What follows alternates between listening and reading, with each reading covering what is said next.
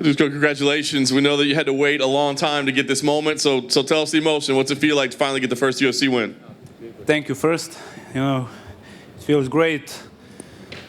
Still, emotions haven't settled, and I'm not aware of the victory yet, but in a couple of hours, maybe days, it will settle down and I will enjoy the fruit of my labor, Yeah, no doubt. You were tagging him on the feet early on. Were you surprised? I mean, you had a lot of respect for him, I know, but were you surprised that he was able to take that damage? We expected. We saw in previous fights that people, bigger people than me have hit him clean and he wasn't going down. So we knew that he was, he can endure much punishment and take a lot of shots.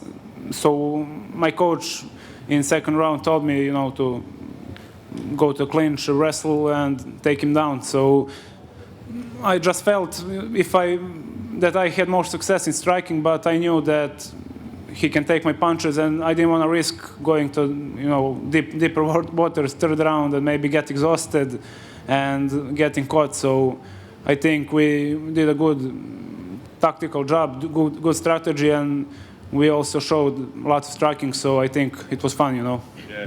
You were very dominant on the ground. I mean, you hit him with some hard shots there too. It was weird because when they stopped it, like he kind of protested a little, but I mean, you had been hitting him pretty clean. So were you okay with the stoppage? You feel like it was a good time? Well, there's always two sides to the story, As a fighter, you always feel like you can endure, and maybe you can, but what if you can't, So it's referee's, responsibility to come in and stop the fight.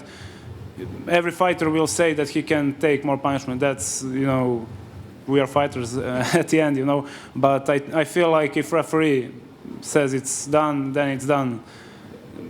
My personal opinion is it's better to take one punch less than one punch more because, we are not small guys. We are middleweights, and every punch counts. Yeah, nice. Last thing for me, I mean, I know it was a weird year to get here, but now that you're here, got the win, you're on a main card. What's next? I mean, are you hoping to kind of fight quickly to make up for lost time? Do you have a name in mind? What's the plan for you?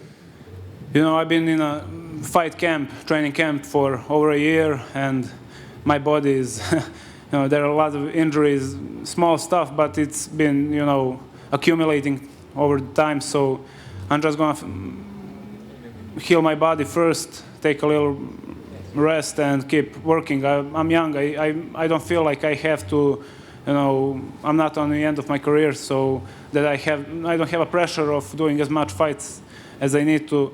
I'll take a couple weeks off, and then I'm back in the gym, back to the work, and maybe see you again on the Fight Island, Dusko right here. Yeah. That's that double leg against the fence and then the slam into the center of the octagon. Is that a position you knew you could take advantage of as the fight went on? Well, to be honest, in practice we watched his fights, and we saw that he defends against the fence. That's his best defensive tool, if I can say so. And people have taken him down easily in center of the octagon. So I shoot a double again into a fence. I managed to close my hands around his hips. So at that point, I knew that I can take him down. But during the preparation for this fight, we paid special attention to that part of fighting, just wrestling on a fence, and we knew that he has good balance. He is tall. He's hard to take down. So. I just feel I surprised him, so that's one of the reasons that I was able to get him down that easily. Did you say that this was your first takedown in a fight? I think so. I'm not 100% sure, but in all my previous fights, I dominate stand-up, and they take me down, and I submit or sweep or anything. So I think this is probably my first takedown in my professional career. And at the media day, you said you wanted to bring MMA kind of to the forefront of your country back home in Serbia. Do you think this performance was enough to catch people's attention back home? Yeah, sure. I mean, I fought a dangerous opponent.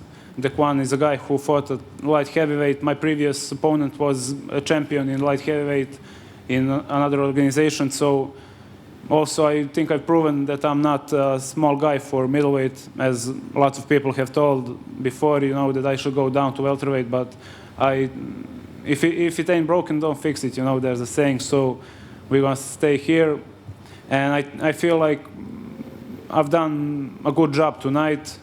That people back at home in Serbia, I think that I caught their attention, at least those who didn't know about me.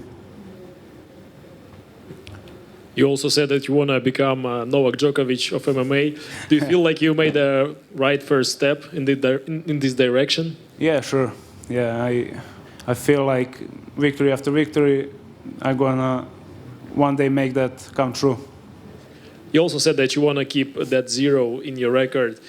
Are you planning to play safe, or you just going to fight anyone who UFC offers you and just go with the flow? I don't think there's playing safe here. There's no picking. I can't tell Dana if he sends a contract. I can't tell. I don't want to fight this guy. I want to fight this guy. Whoever he sends, we're gonna accept it. It's just the way it is. There's no. I never picked an opponent.